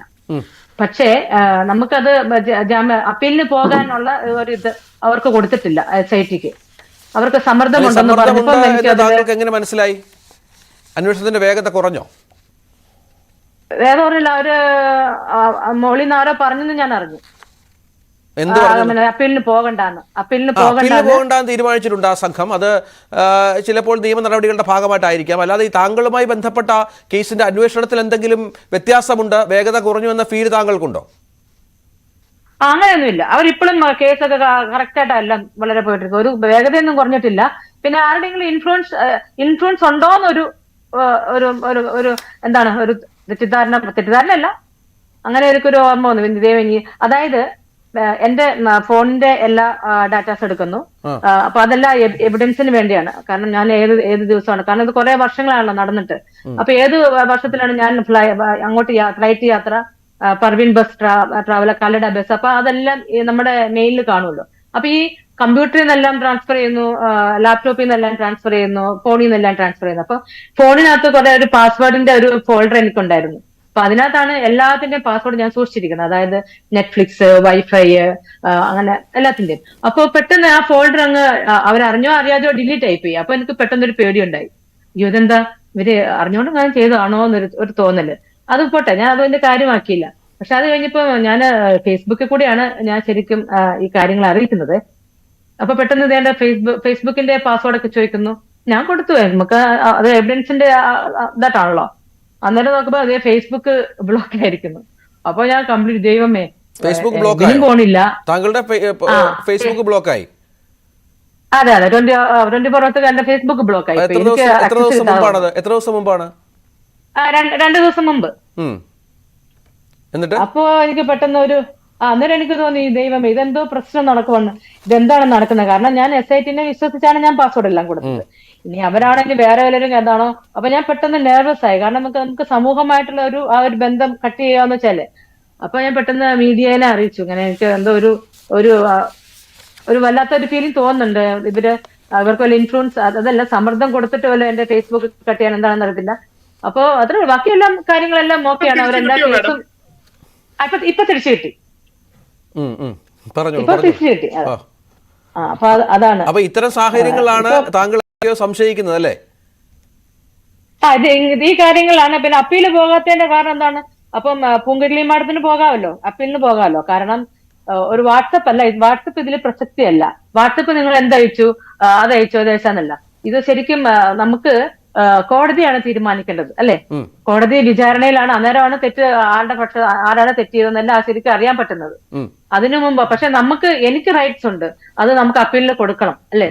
അപ്പൊ അത് പൂങ്കുഴലി മാഡം പറഞ്ഞു മോളിൽ നിന്ന് എന്തോ മിനു കൂടെ കൊടുക്കുന്ന, മിനു പേഴ്സണലായിട്ട് കൊടുക്കുന്നതായിരിക്കും നല്ലതെന്നൊക്കെ പറഞ്ഞപ്പോ ഞാൻ വിചാരിച്ചത് എന്താ സംതിങ് ഈസ് ഗോയിങ് ഓൺ. എനിക്ക് ഒരു കാര്യം ആഡ് ചെയ്തോട്ടെ, മിനു മാഡത്തോട് ആഡ് ചെയ്യാനാണ്. 2 കാര്യങ്ങളാണ്. ഒരു അഡ്വക്കേറ്റ് എന്ന രീതിയിലാണ് മിനു മാഡത്തിന് വ്യക്തിപരമായി തീർച്ചയായിട്ടും പോവാം. താങ്കൾക്ക് വ്യക്തിപരമായി താങ്കൾക്ക് ഈ റൈറ്റ് ഉണ്ട് എന്ന് പറയുന്ന പോലെ. 2, വാട്സപ്പ് വളരെ പ്രധാനമാണ്. അത് അങ്ങനെ ഒരു ധാരണ നാട്ടുകാർക്ക്, അല്ലെങ്കിൽ അങ്ങനെ ഒരു ശരിയല്ലാത്ത ധാരണ ഉണ്ടായിരിക്കാൻ പറയുന്നതാണ്. വാട്സപ്പ് എന്ന് പറഞ്ഞാൽ 2 വ്യക്തികൾ തമ്മിലുള്ള കമ്മ്യൂണിക്കേഷൻ ആണ്. അത് വാട്സപ്പ് ആകാം, SMS ആകാം, ഇമെയിൽ ആകാം. അപ്പൊ 2 പേർ തമ്മിൽ ബന്ധമുണ്ടായിരുന്നു എന്നാണ് ശ്രീ മുകേഷ് കോടതിയിൽ പറയുന്നത്. അതായത് ആദ്യം 25,000 രൂപയും പിന്നീട് 1 ലക്ഷം രൂപയും ചോദിക്കുകയും പല മെസ്സേജസ് ഉണ്ടാകുകയും ഇവർ തമ്മിൽ കമ്മ്യൂണിക്കേഷനും കോണ്ടാക്റ്റും ഉണ്ടായിരുന്നു. അതുകൊണ്ട് ഇത് ബലാത്കാരമല്ല, കൺസെന്റോട് കൂടിയാണ്, അല്ലെങ്കിൽ ആ രീതിയിലാണ് ശ്രീ മുകേഷിന്റെ അഡ്വക്കേറ്റ് വാദിക്കുന്നത്. അതുകൊണ്ട് വാട്സപ്പ് പ്രധാനമല്ലെന്നല്ല. അപ്പൊ മാഡം പറയുന്നത് ഞാൻ TV ചാനലിൽ കേട്ടു, ഒരു കസിൻ ആണ് അയച്ചതെന്ന്. അപ്പൊ കസിൻ അയച്ചതാണെന്ന് തെളിയിക്കാനുള്ള ഉത്തരവാദിത്വം കൂടെ മാഡത്തിനാണ്. അതായത് 1 ലക്ഷം രൂപ ചോദിക്കുകയും മാഡത്തിന്റെ ബാങ്ക് അഡ്രസ് ഒക്കെ ശ്രീ മുകേഷിന് അയച്ചു കൊടുക്കുകയും ചെയ്യുന്നത് ഒരുപക്ഷെ ശ്രീ മറുഭാഗത്ത് നിന്ന് മാഡം കാശ് ചോദിച്ചായിട്ടോ എക്സ്റ്റോർഷനായിട്ടോ ഒക്കെ വ്യാഖ്യാനിക്കപ്പെടാം. അതുകൊണ്ട് വാട്സപ്പിന്റെ സന്ദേശങ്ങൾ വളരെ പ്രധാനമാണ്. അതിന്റെ കൂടെ ബേസിലാണ് കോടതികൾ തീരുമാനത്തിൽ എത്തുന്നത്. അതിന്റെ കൂടെ ബേസിലാണ് ഇപ്പൊ ശ്രീ മുകേഷിന് ജാമ്യം കിട്ടിയിരിക്കുന്നത്. നിയമത്തിന്റെ കാഴ്ചപ്പാട് പറഞ്ഞു. എന്റെ ഇതിൽ പറയുന്നത് നമ്മുടെ CPM ഒരു നേതാവിന്റെ മകളാണ് നമ്മുടെ ജഡ്ജായ ബഹുമാന്യ ജഡ്ജ് എന്ന് ഞാൻ അറിഞ്ഞു. അപ്പം ഇതേ ജഡ്ജ് തന്നെയാണ് ദിലീപിനും ജാമ്യം കൊടുത്തത്. ഇതേ ജഡ്ജ് തന്നെയാണ് മുകേഷിന് ജാമ്യം കൊടുത്തത്. ദിലീപിന് ജാമ്യം കൊടുത്ത ഇവരല്ല. ദിലീപിന് ജാമ്യം 3 തവണ കിട്ടിയതും ഹൈക്കോടതിയിൽ നിന്നാണ്. ദിലീപിന്റെ കേസ് ജസ്റ്റിസ് ഹണി വർഗീസ്, അവർ ഏറ്റവും പ്രഗത്ഭയായ ഒരു ജഡ്ജിയാണ്. കമാൽ പാഷ സാർ അടക്കമുള്ള വലിയ ജഡ്ജിമാർ, ഏറ്റവും അപ്രൈറ്റ് ആയ ജഡ്ജി എന്ന് പറയുന്ന ഒരു വ്യക്തിയാണ്. ഞാൻ വലതുപക്ഷക്കാരനാണ്, അവർക്ക് മറ്റൊരു രാഷ്ട്രീയ പക്ഷമാണുള്ളത്. അപ്പോൾ അത്തരം ഒരു കോണ്ടെക്സ്റ്റും കൂടെ ഉണ്ട്. മാഡത്തെ പോലെ ഇപ്പൊ മാധ്യമ ശ്രദ്ധ കിട്ടുന്ന ഒരാൾ പറയുമ്പോൾ അത് ശ്രദ്ധ കാണിക്കുകയാണെങ്കിൽ നല്ലതാണ്. ഇത്രയും ഹൈ പ്രൊഫൈൽ കേസിനൊന്നും ബയസ് ഉണ്ടാവില്ല എന്നുകൂടി നമ്മൾ ഒന്ന് ഓർത്താൽ നന്നായി. അത് മിനുവിന്റെ സംശയങ്ങളാണ്. ഈ മിനു ഈ അപ്പീലിന് പോകാത്തതിന്റെ പശ്ചാത്തലത്തിൽ അങ്ങനെ ഒരു വിവരം കിട്ടിയപ്പോൾ ഈ പോലീസ് SIT അംഗങ്ങളുമായി സംസാരിച്ചിരുന്നു. എന്തുകൊണ്ട് അങ്ങനെ ഒരു സാഹചര്യം ഉണ്ടായി? സംസാരിച്ചപ്പോൾ അവരുടെ മറുപടി എന്തായിരുന്നു? അവര് പറഞ്ഞത് ഇപ്പം എന്താന്ന് ഞങ്ങൾക്ക് അറിയില്ല. മോളിൽ നിന്ന് ഇങ്ങനെ പറഞ്ഞു, ഹൈക്കോടതിയിൽ നിന്ന് തന്നെ പറഞ്ഞു വേണ്ടാന്നോ അങ്ങനെയൊക്കെ പറഞ്ഞപ്പോ ഞാൻ ഓക്കെ സാരില്ല കുഴപ്പമില്ല ഞാൻ പൊക്കോളാം എന്ന് പറഞ്ഞിട്ടുണ്ട്. അങ്ങനെയാണ് ഞാൻ അഡ്വക്കേറ്റ് സംഗീത് ലാസർ ആൻഡ് ലൂയിസ് അസോസിയേഷനെ ഈ കേസ് ഏൽപ്പിക്കുന്നത്. അദ്ദേഹം ഈ കേസ് ഏറ്റെടുത്തിട്ടുമുണ്ട്. നമുക്ക് അപ്പീൽ കൊടുക്കാമെന്ന് പറഞ്ഞിട്ടുമുണ്ട്. അപ്പൊ അതിന്റെ ഒരു ഇതിലാണ് അപ്പൊ അങ്ങനെ പോകുന്നത്. അതുപോലെ തന്നെ ഒരുപാട് 50ഓളം സ്ത്രീകൾ നമ്മളെ കോണ്ടാക്ട് ചെയ്തിട്ട് പറഞ്ഞിട്ടുണ്ട്. അവരെല്ലാം 164 കേരളത്തിലുള്ള പല ജില്ലകളിലും അവർ 164 കടക്കാൻ റെഡിയാണ്. അതായത് നടന്മാർക്കെതിരെയോ സിനിമാ രംഗത്തുള്ളവർക്കെതിരെയാണോ? അതെ നടന്മാർക്കെതിരെ. നടന്മാർ ഇവരെ ഇവരെ എക്സ്പ്ലോയിറ്റ് ചെയ്തു, സെക്ഷലി ഇവരെ എക്സ്പ്ലോയിറ്റ് ചെയ്തപ്പോൾ ഈ പെൺകുട്ടികൾ, അതായത് മദ്രാസിൽ നിന്നും ബാംഗ്ലൂരിൽ നിന്നും വന്ന കുട്ടികൾ, ഡാൻസേഴ്സ് ഉൾപ്പെടെ, ഇവര് കംപ്ലൈന്റ് ചെയ്യാൻ വേണ്ടി ഇവര് MLA-മാരെ ഇപ്പൊ കാണുന്നു ഈ കംപ്ലൈന്റ്. അപ്പൊ ഇവർ MLA-മാർ എന്ത് ചെയ്തു? നിങ്ങൾ ഇവിടെ നിൽക്ക്, നിങ്ങൾക്ക് ഞാൻ നീതി വാങ്ങിച്ചു തരാം, ജസ്റ്റിസ് വാങ്ങിച്ചു തരാം എന്ന് പറഞ്ഞ് ഇവരെ അവിടെ റൂമിലാക്കിയിട്ട് ഈ MLA-മാർ തന്നെ ഭരണകക്ഷിയിലുള്ള 17ഓളം MLA-മാർ വന്ന് ഇവരെ സെക്സ്വലി എക്സ്പ്ലോയിറ്റ് ചെയ്തു എന്നാണ് ഇവർ പറയുന്നത്. അത് ഇവര് ഇപ്പം കേരളത്തിൽ നടന്നതാണ്. അപ്പൊ കേരളത്തില് ഭരണകക്ഷിയിൽ തന്നെ ഉള്ളവര് ഇവരെ എക്സ്പ്ലോയിറ്റ് ചെയ്തിരിക്കുന്നു. നമ്മുടെ നടന്മാർക്കെതിരെ കംപ്ലൈന്റ് കൊടുത്തപ്പോൾ ഈ സ്ത്രീകൾ എന്ന് പറയുന്നത് അവരെന്താണ്, ഏത് മേഖലയിൽ ആർട്ടിസ്റ്റുകളാണ്. എല്ലാവരും ആർട്ടിസ്റ്റാണ്. സിനിമയിൽ അഭിനയിക്കാൻ വന്നവരാണ്, സിനിമയിൽ ഡാൻസ് ചെയ്യാൻ വന്നവരാണ്. താങ്കളുടെ അടുത്ത് വന്നോ? അപ്പൊ അവർക്ക് അല്ല, അവര് കോണ്ടാക്ട് ചെയ്തപ്പോ അഡ്വക്കേറ്റ് സംഗീതിന്റെ നമ്പർ കൊടുത്തു. നിങ്ങൾ പുള്ളിക്കാരനോട് എല്ലാം അപ്പൊ പുള്ളിക്കാരന്റെ കയ്യിൽ എല്ലാ ഡീറ്റെയിൽസും ഉണ്ട്, അഡ്വക്കേറ്റ് സംഗീതിന്റെ കയ്യിൽ. അതുപോലെ തന്നെ നാഷണൽ അവാർഡ് വാങ്ങിയ ഒരു പ്രമുഖനായ ഒരു നടൻ റിട്ടയർഡ് ACPയുടെ മകളെ 5 ദിവസം ഹോട്ടലിൽ പൂട്ടിയിട്ട് അവളെ ഭയങ്കരമായിട്ട് എക്സ്പ്ലോയിറ്റ് ചെയ്തു എന്നറിയാൻ കഴിഞ്ഞു. ആ കുട്ടിയൊക്കെ ഇപ്പോൾ വരാൻ റെഡിയാണ്. ഇപ്പൊ 3 ദിവസം നമുക്ക് ഹോളിഡേ ആണല്ലോ കോർട്ടില്, അതുകൊണ്ടാണ്. ഇത് കഴിഞ്ഞാൽ ഉടനെ അവര് രാഹുൽ, അത് എന്താ ഈ മിനു പറയുന്നത്, അത് ഒരു വലിയ അങ്ങനെയാണെങ്കിൽ വലിയ ഗുരുതരമാണ്. കാരണം ഓരോ ദിവസവും ഓരോരോ ആരോപണങ്ങൾ വരികയാണ്. അല്ല, ആരോപണങ്ങൾ വരികയാണ്. തീർച്ചയായിട്ടും ശരിയാണോ തെറ്റാണോ എന്ന് കോടതി തീരുമാനിക്കട്ടെ. അവർ പരാതി കൊടുക്കണം. എന്തായാലും ആ പരാതി കൊടുക്കണം എന്നുള്ള പൊസിഷനിലേക്ക് എല്ലാവരും എത്തിയത് സ്വാഗതാർഹമാണ്. 164 കൊടുക്കുന്നതെന്ന് പറഞ്ഞാൽ കുറെ കൂടെ ഗ്രാവിറ്റി ഉള്ള സ്റ്റേറ്റ്മെന്റ് ആണ്. അഥവാ 164 ഫോൾസ് ആണെങ്കിൽ ഈ കൊടുക്കുന്ന 164നെ സെക്ഷൻ 191 വെച്ച് ഫോൾസ് എവിഡൻസ് കൊടുത്തതിന് പ്രോസിക്യൂട്ട് ചെയ്യാൻ സാധ്യതയുണ്ട്. അത് ഈ വരുന്നവരോടും കൂടി മാഡം പറഞ്ഞു ബോധ്യപ്പെടുത്തണം. കാര്യം ഫോൾസ് ആണെങ്കിൽ അവർക്ക് ശിക്ഷ കിട്ടാനുള്ള സാധ്യത നിയമത്തിൽ തന്നെയുണ്ട്. 1. 2, ഹോട്ടലിൽ പൂട്ടിയിടുന്നു എന്നൊക്കെ പറയുന്നതിന്റെ വിശ്വാസ്യത മാഡവും ചെക്ക് ചെയ്യണം. കാര്യം ഹോട്ടലിൽ ഒരു ഫോൺ വിളിക്കാൻ നമ്പർ ഉണ്ട്, തൊട്ടടുത്ത് മുറികളുണ്ട്, വിളിച്ചാൽ ബോയ് വരും, ആരെങ്കിലും ഒക്കെ വരും. അപ്പൊ ഹോട്ടലിൽ പൂട്ടിയിട്ട് പീഡിപ്പിച്ചു എന്നൊക്കെ പറയുന്നതിന്റെ വിശ്വാസ്യത എത്രമാത്രമാണ്? ഇത് ആൾക്കാർ കള്ളം പറയുന്നതാണോ, ചുമ്മാ പറയുന്നതാണോ? മാഡത്തിന് ഇത്രമാത്രം മാധ്യമങ്ങളുടെ ശ്രദ്ധ കിട്ടിയോണ്ട് അവർ ചൂഷണം ചെയ്യാൻ നോക്കുകയാണോ എന്ന് മാഡം കൂടി ശ്രദ്ധിച്ച് അവരെ ഉള്ളൊരു പരാതിയിൽ വന്ന സ്ത്രീയും പറഞ്ഞത് ഒരു പൂട്ടിയിടലിന്റെ കഥയായിരുന്നു അന്ന്. രാഹുൽ, ഓർമ്മയുണ്ടോ? പൂട്ടിയിടലിന്റെ പ്രശ്നം ഇവിടെ ഈ പലപ്പോഴും മസ്കറ്റ് ഹോട്ടലിൽ പൂട്ടിയിട്ടു എന്ന് പറയുന്നു. ഈ ഹോട്ടലിലൊക്കെ നമ്മൾ ഹോട്ടലിൽ പോകുന്നവരല്ലേ, ഹോട്ടലിൽ CCTV ഉണ്ട്, അടുത്ത മുറികളിൽ ആൾക്കാരുണ്ട്, വിളിച്ചാൽ കേൾക്കുന്ന പലരും ഉണ്ട്. അപ്പൊ ഇങ്ങനെ ഒരുപാട് ഓപ്ഷൻസ് ഹോട്ടലിലുണ്ട്. അപ്പം പൂട്ടിയിടുന്നു എന്നൊക്കെ പറയുന്നതിന്റെ വിശ്വാസ്യത ഉണ്ടോ എന്ന് നമ്മൾ ചെക്ക് ചെയ്യണം. ഇനി ഇപ്പൊ അവരുടെ വാ മൂടി കെട്ടിയോ എന്ന് എനിക്കറിയില്ല. അപ്പം പൂട്ടിയിട്ട് വാ മൂടി കെട്ടുകയാണെങ്കിൽ അവർക്ക് നിലവിളിക്കാൻ കഴിഞ്ഞു കാണില്ല. അപ്പം ഇത്തരം കാര്യങ്ങൾ വളരെ ക്രോസ് ചെക്ക് ചെയ്തിട്ട് വേണം കൊടുക്കാമെന്ന് നിയമത്തിന്റെ ഒരു അവധാനത സൂചിപ്പിച്ചു.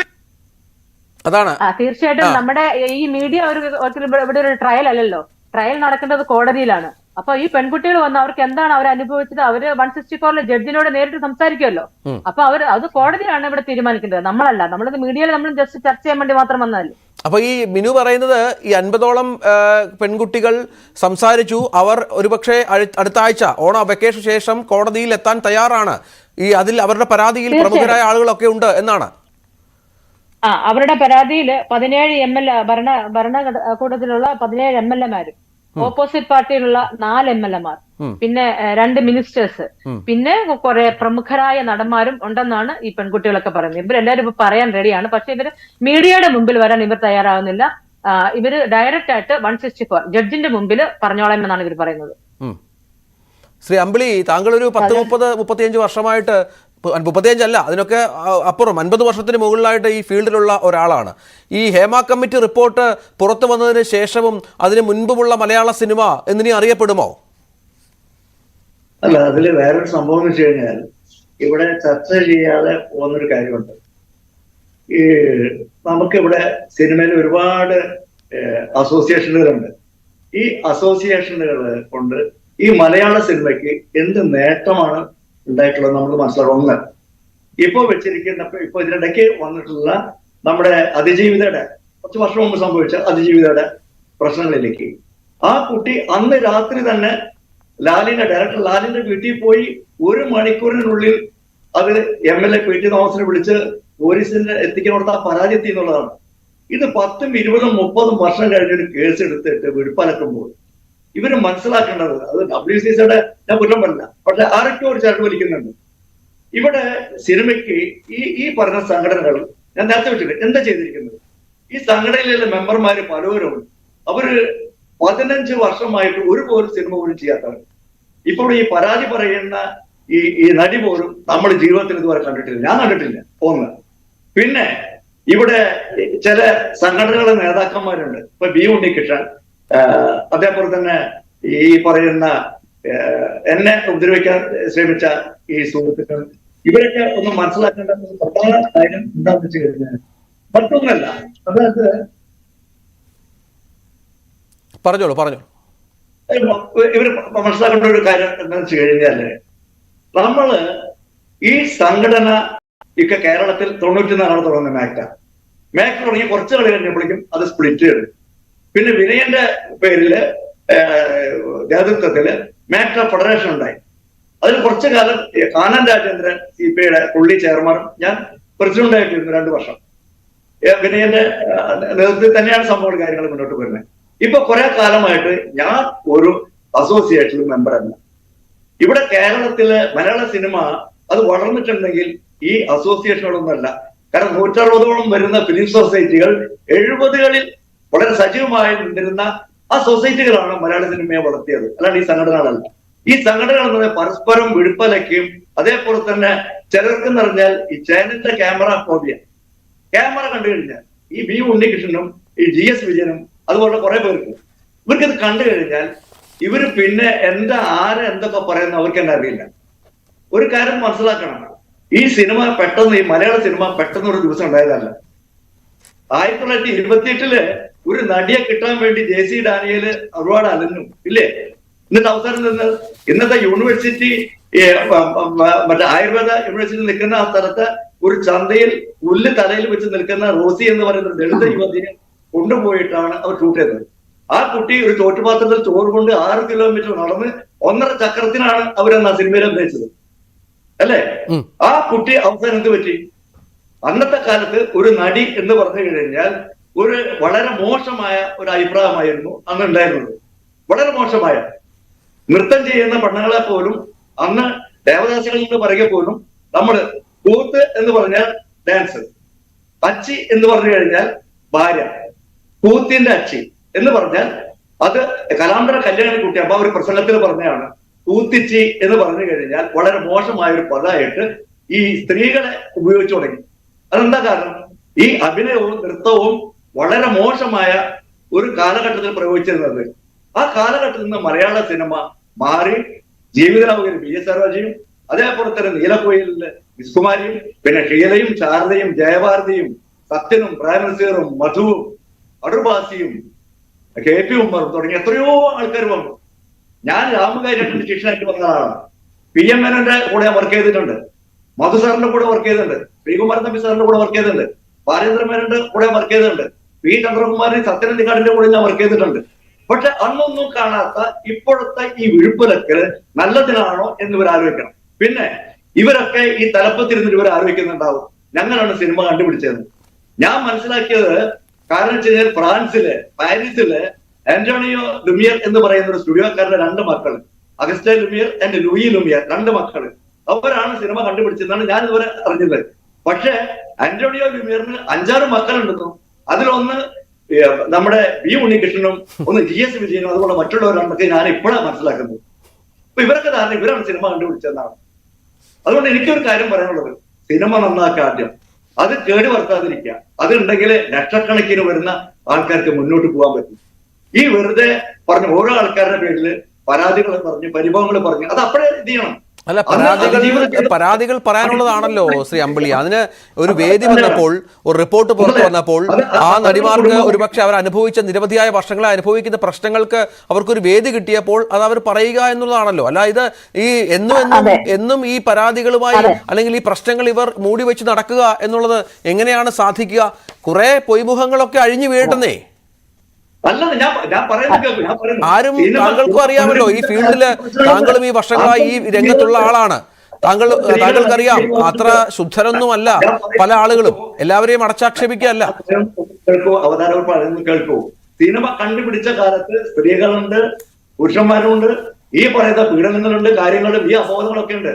അതായത് പാർട്ടിയും പ്രധാനമന്ത്രിയായിരുന്ന വിൻസ്റ്റൺ ചർച്ചില് ഹോളിവുഡ് സന്ദർശിച്ചപ്പോൾ, അമേരിക്ക സന്ദർശിച്ചപ്പോൾ, കാലിഫോർണിയ സന്ദർശിച്ചപ്പോൾ, ലോസ് ആഞ്ചലസ് സന്ദർശിച്ചപ്പോൾ നമ്മുടെ അന്നത്തെ മാതകരായ മെർലിൻ മൺറോയ്ക്ക് ഷേക്കിന്റെ കൊടുത്തു.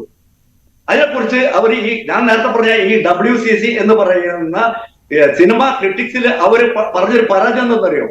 അവർ രസകരമായ ഒരു പരാതി പറഞ്ഞു. അതായത് ഈ വിൻസ്റ്റൺ ചർച്ചിൽ എന്റെ കൈ പിടിച്ചിട്ട് ഒരുപാട് സമയം എന്റെ കൈ ഇറുക്കി പിടിച്ചുകൊണ്ട് നിന്നു. എനിക്ക് പിന്നീട് തോന്നി എന്റെ ഈ കൈ പിടിച്ച് വിടാതെ ഇതിനേക്കാൾ നല്ലത് അദ്ദേഹത്തിന് എന്നത് ചുംബിക്കാമായിരുന്നു എന്നാണ് അവര് മെർലിൻ മൺറോ പറഞ്ഞത്. മറ്റൊന്ന് പറഞ്ഞത് അവര് അതെന്ന് വെച്ച് കഴിഞ്ഞാൽ ഹോളിവുഡിൽ 50കളിലും മനോരം ഹോളിവുഡിൽ ഒരു ചുംബനത്തിന് $50 കിട്ടും. പക്ഷെ വിശന്ന വയറിന് $1 പോലും കിട്ടില്ല എന്നാണ് മെർലിൻ മൺറോ എന്ന് പറയുന്ന ലോക. ശരി, ലിബർട്ടി ബഷീർ, ഈ ശ്രീ അമ്പിളി ചൂണ്ടിക്കാണിക്കുന്ന പ്രധാന ഒരു കാരണം ഈ സംഘടനകൾ കൊണ്ട് എന്ത് ഗുണമാണ്? ഇപ്പോൾ പരാതിക്കാരികളായ ഈ പറഞ്ഞതുപോലെയുള്ള പ്രശ്നങ്ങളുള്ള ആളുകളെ ചേർത്ത് പിടിക്കേണ്ട ആളുകൾ അല്ലെങ്കിൽ അവരിൽ നിന്ന് വിശദാംശങ്ങൾ തേടേണ്ട ആളുകളാണ് പരസ്പരം ഇപ്പോൾ ഭിന്നിച്ച് പലതരത്തിൽ മുന്നോട്ട് പോകുന്നത്. ശ്രീ ലിബർട്ടി ബഷീർ, ശ്രീ അമ്പിളി ദയവായി, ശ്രീ അമ്പിളി, അല്ല, മലയാള ചലച്ചിത്ര ശ്രീ അമ്പിളി, ശ്രീ ലിബർട്ടി ബഷീറിന്റെ സമയമാണ്, ദയവായി.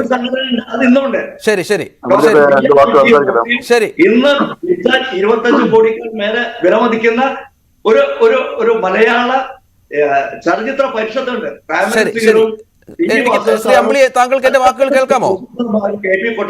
എന്റെ വർത്തമാനം കേൾക്കാമോ? അദ്ദേഹത്തിന്റെ ചില കേൾക്കാനാകുന്നില്ല എന്നാണ് മനസ്സിലാവുന്നത്. അവിടെ പ്രൊഡ്യൂസർമാര്, ഡിസ്ട്രിബ്യൂട്ടർമാര്, ശ്രീ അമ്പിളി കേൾക്കാമോ? നടിമാര്, എല്ലാവരും ഉണ്ട്. പക്ഷെ അവിടെ റൗഡിസം ഉണ്ടായിട്ടില്ല. ശരി ശരി. അവിടെ ആരും കുറിച്ച് പരാതി പറഞ്ഞിട്ടില്ല. അന്നൊക്കെ പ്രൈം മിനിസ്റ്ററിന്റെയും ഇവരുടെയൊക്കെ നേതൃത്വത്തിൽ അന്ന് പ്രൊഡ്യൂസേഴ്സും സൂം ആയതുകൊണ്ട് അദ്ദേഹത്തിന്റെ ഓഡിയോ മാത്രമായി മ്യൂട്ടാൻ സാധിക്കില്ല. ഇവര് മനസ്സിലാക്കേണ്ടതെന്നറിയോ, ഈ പറയുന്ന ഈ ഫെഫ്കയായാലും മാറ്റായാലും മനസ്സിലാക്കേണ്ടത്, ഒരു പ്രൊഡ്യൂസർ ഉണ്ടെങ്കിലേ ഒരു സിനിമ ഉണ്ടാവും. ശരി ശരി. പണം മുടക്കുന്നുണ്ട് സിനിമ ഉണ്ടാവുള്ളൂ. ശരി. അതുകൊണ്ട് കാണിക്കാൻ പറ്റും.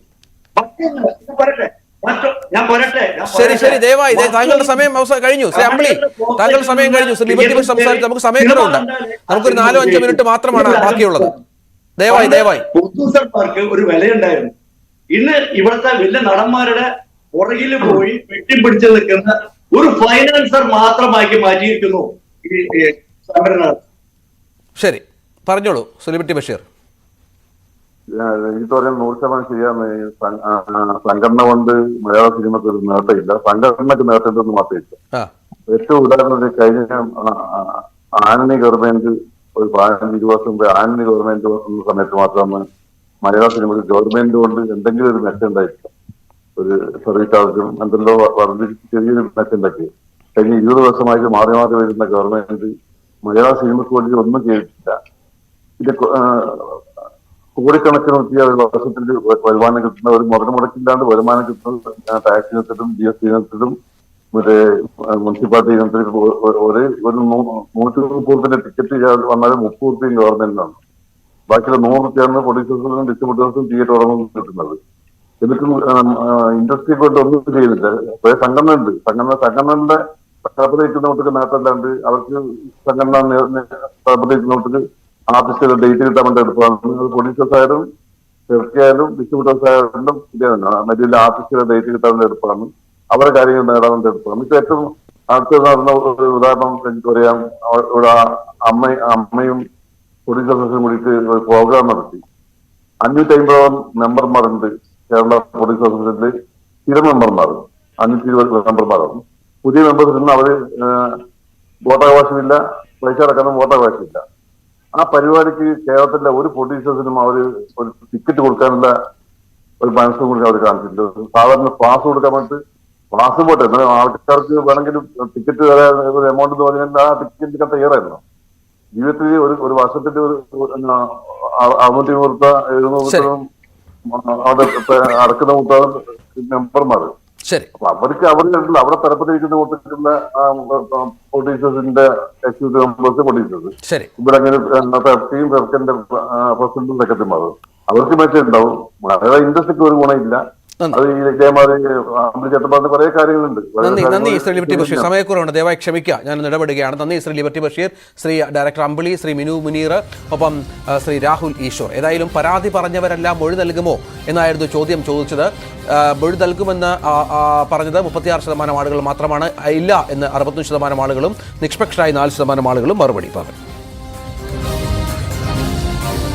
നമുക്ക് മറ്റൊരു പ്രധാന വാർത്ത. നിപ്പ മൂലം മലപ്പുറത്ത് വീണ്ടും നിപ്പയും സംശയമുണ്ട്. വണ്ടൂരിലെ യുവാവിന്റെ മരണം നിപ്പ മൂലമെന്നാണ് സംശയം. ബംഗളൂരുവിൽ പഠിക്കുന്ന വിദ്യാർത്ഥി കഴിഞ്ഞ തിങ്കളാഴ്ചയാണ് പെരിന്തൽമണ്ണയിലെ